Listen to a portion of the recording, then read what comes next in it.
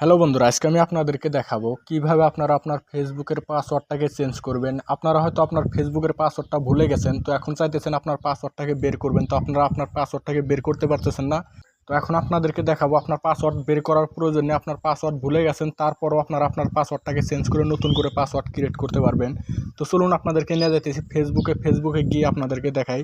তো এখান থেকে আমি আমার ফেসবুকটাকে ওপেন করে নিলাম।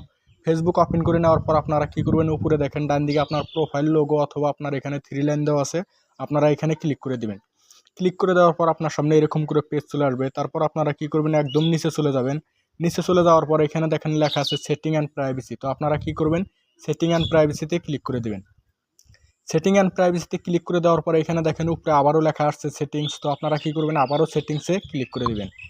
সেটিংসে ক্লিক করে দেওয়ার পর আপনার সামনে এরকম করে পেজ চলে আসবে। তারপর আপনারা কি করবেন, এখানে দেখেন অ্যাকাউন্ট সেন্টার লেখা আছে, আপনারা কি করবেন, অ্যাকাউন্ট সেন্টারে ক্লিক করে দিবেন। অ্যাকাউন্ট সেন্টারে ক্লিক করে দেওয়ার পর আপনার সামনে এরকম করে পেজ চলে আসবে। এখানে দেখেন পাসওয়ার্ড অ্যান্ড সিকিউরিটি লেখা আছে, আপনারা কি করবেন, পাসওয়ার্ড অ্যান্ড সিকিউরিটি যেটা লেখা আছে এটাতে ক্লিক করে দিবেন।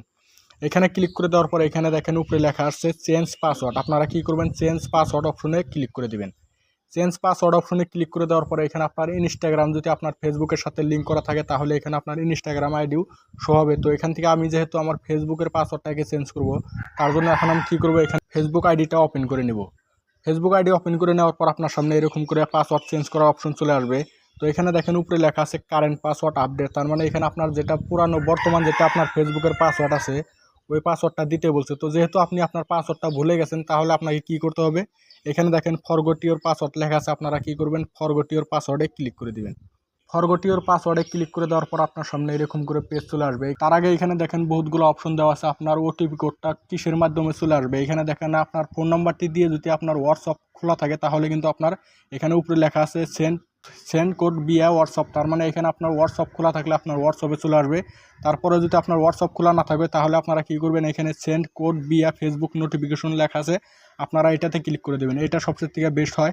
তো আমি এটাতে ক্লিক করে দিলাম। ক্লিক করে দেওয়ার পর এখানে কন্টিনিউ লেখা আছে, আমি কন্টিনিউতে ক্লিক করে দেবো।